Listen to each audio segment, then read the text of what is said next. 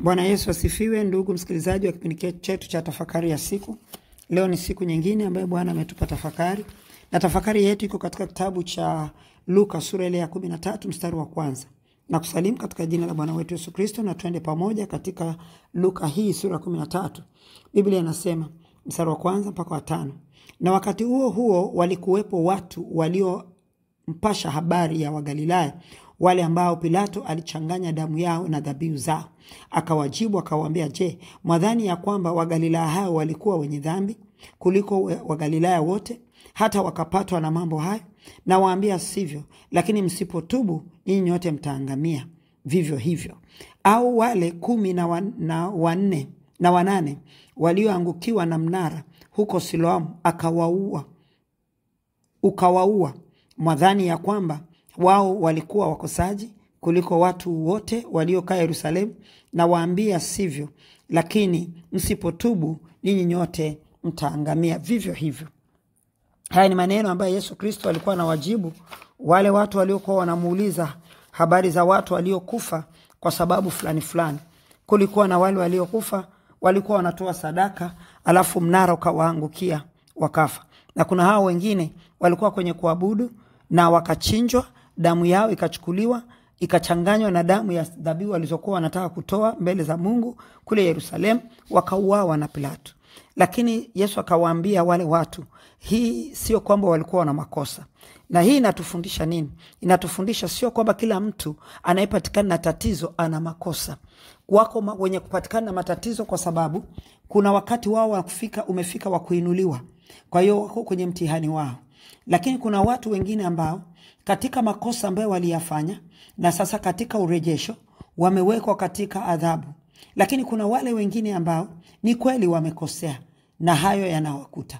Lakini kuna wengine kwa kutokuelewa wamejikuta kwenye matatizo, kwenye mateso na kadhalika. Lakini kuna wengine kwa sababu ya kudanganywa waliingia katika matatizo. Sasa yako makundi mengi, siwezi kuyasema yote.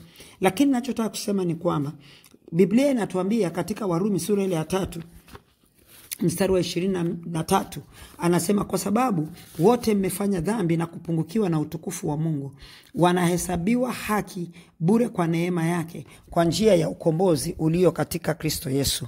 Tumetenda dhambi tukapungukiwa na utukufu wa Mungu wote. Dhambi gani tumetenda? Iliyotendwa na Adamu. Sasa ndio maana tunasema kwamba Yesu aliwaambia watu hawa, msipotubu na nyinyi pia mtakufa vivyo vivyo. Mtakuwa na dhambi. Kitu gani alikuwa anasema nao? Kwa sababu hizi ni challenge ambazo walikuwa wanampa Yesu. Lakini Yesu akawa anawaambia kwamba mimi nimekuja kuleta uzima. Kwa sababu iko dhambi moja ya asili ambayo kila mwanadamu ambaye ameshawahi kuishi hapa duniani anayo. Na dhambi hiyo ni moja tu iliyofanywa na Adamu na Hawa. Kwa maana yake ni kwamba hata ukajifanya kufanya mema kwa namna gani, usipompokea Yesu kama Bwana na Mwokozi wa maisha yako, dhambi yako yakaa hapo. Ndio maana akawaambia nyinyi pia mtakufa katika dhambi, mtaangamia msipotubu. Lakini ukweli ni kwamba dhambi zetu ndizo zinazotufanya sisi tuweze kupotea. Sasa Biblia inavyosema hapa mstari wa 24 katika Warumi kwamba wanahesabiwa haki bure kwa neema yake kwa njia ya ukombozi ulio katika Kristo Yesu. Tumehesabiwa haki bure. Haki tumehesabiwa na Kristo kwa sababu yeye ndio kalipa gharama. Na kila kitu kinatolewa ni bure. Chochote kinachomhusu Mungu ni bure.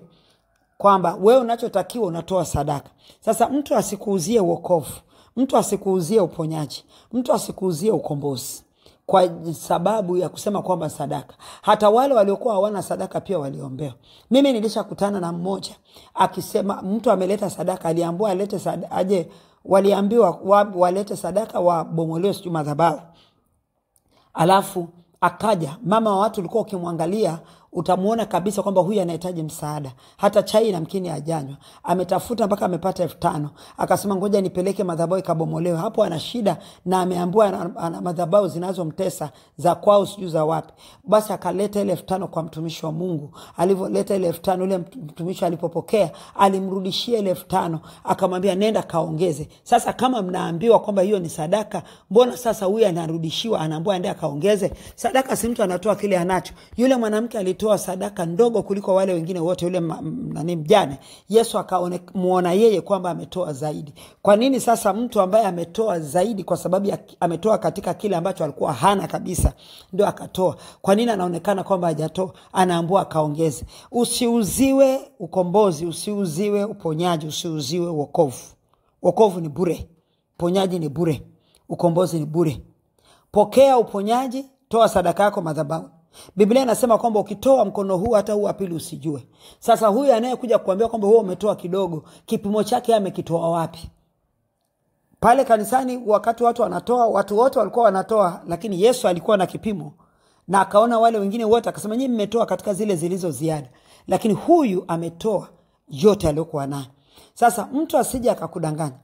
Hakuna dhambi ambayo ukishampokea Yesu ukaishi katika maisha yanayompendeza Yesu, ukafuata kanuni za Yesu, mtu aje akakwambia kwamba anakuuzia kitu ambacho ni cha Kristo Yesu. Yesu alilipa hiyo deni pale msalabani. Maana hakuna sababu ya Yesu kufa. Hakukuwa na sababu. Yeye ndio dhabihu yenyewe alitoa.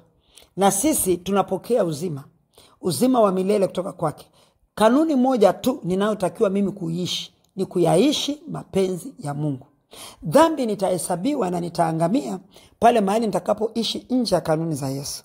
Lakini mtu yeyote ambaye hayuko tayari kumpokea Yesu Kristo kama Bwana na Mwokozi wa maisha yake ataangamia na yeye asipotubu. Toba aliyokuwa anazungumzia Yesu hapo ni ile toba kwamba sasa mpokee Kristo. Mimi nimekuja, mpokee Kristo ili maisha yako yageuzwe uweze kuishi, upokee, uhesabiwe haki kwa njia ya Kristo Yesu ambaye ndo alituletea wokovu.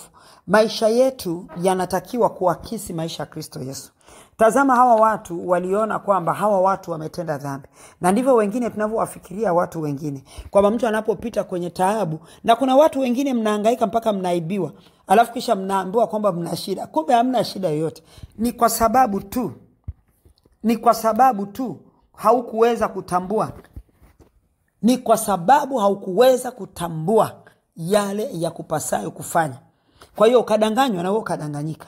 Ukaambiwa lete hela 500,000 ili uweze kupokea ukombozi kwa sababu kwenu kuna hivi na hivi na hivi na hivi. Wewe kama umeshampokea Kristo, dhambi ya asili imeondolewa. Sasa mchakato ulionao ni kufundishwa, kuelekezwa, kuomba, kuishi kwenye kanuni za Mungu, amri zake, kuishi katika mapenzi yake, kufanya mapenzi ya Mungu. Kufanya mapenzi ya Mungu ni kuacha dhambi. Na kwa sababu hiyo, kama wewe huwezi, manake kuibiwa, watu wanaibiwa kwa sababu hawajui namna gani ya kuishi mbele za Mungu. Kama hujui kuishi mbele za Mungu, yasikie maneno haya ili ukaanza kutengeneza njia zako na kuanza kuishi mbele za Mungu. Biblia imeweka kila kitu wazi. Namna gani kila mtu anatakiwa kuishi. Sidhani kama unahitajika wewe kumpa mtu pesa ndio akutengenezee maisha. Unahitaji kutoa sadaka yako kwa Mungu. Peleka sadaka yako kanisani. Ni mtumishi ambaye amekuombea, ni mtumishi amekuombea, tu tunaombea. Lakini mtu asikudanganye. Watu wanadanganywa, wanaishi kwenye hofu. Kama hawa walikuwa wanafikiria kwamba wale watu walikufa kwa sababu walikuwa na dhambi. Na yamkini watu wengine wakaanza kuishi na hofu. Kuna wengine watakuwa labda walikataa kwenda kutoa dhabihu kule, akasema kama mimi siwezi kwenda kutoa kule. Kumbe unachotakiwa ni kitu kimoja tu. Tengeneza njia zako. Pokea Yesu Kristo awe Bwana na Mwokozi wa maisha yako. Uishi kwenye maisha ya kumpendeza Mungu, ishi kwenye mapenzi ya Mungu, ishi kwenye kanuni ya Mungu, and there you are. Safari yako ya mbinguni itakuwepo. Maisha ya wokovu si magumu hivyo ambavyo watu tunaikewa heka nyingi. Maisha ya wokovu ni sisi tunayafanya yanakuwa magumu. Ugumu ulioko katika maisha ya wokovu ni sisi kushindwa kutembea katika njia za Mungu. Tunaposhindwa kukaa katika njia za Mungu ndio mambo yanakuwa magumu kwetu.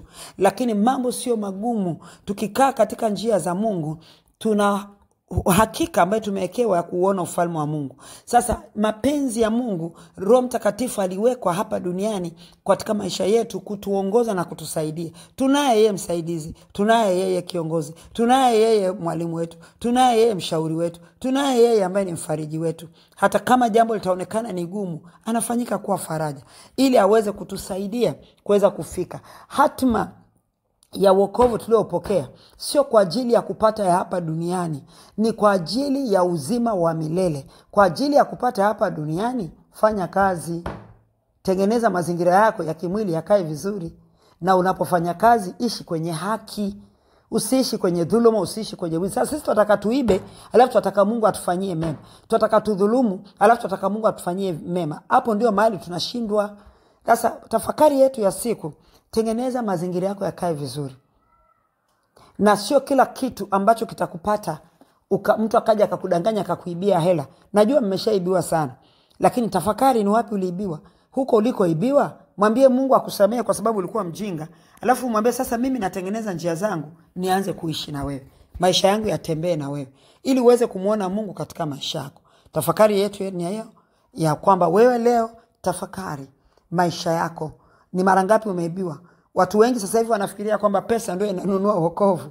Pesa inanunua wokovu. Pesa inanunua uponyaji. Pesa inanunua ukombozi. Huo ni uongo. Kombozi ni bure. Imetuambia hapa kwenye Warumi ya kwamba wanahesabiwa haki bure kwa neema yake kwa njia ya ukombozi ulio katika Kristo Yesu. Kwa neema yake ni ile neema iliyofunuliwa kwetu tukapata wokovu, yeye akajitoa kama dhabihu. Na katika kuhesabiwa haki sasa bure ni kwamba yote yanakuwa ni bure. Mimi ndio nasababisha matatizo yanakuwepo kwa sababu sitaki kufuata kanuni za Mungu. Leo sikia neno la Mungu, utengeneze njia zako, uishi kwenye kanuni za Mungu na utamuona Mungu katika maisha yako. Mungu akubariki.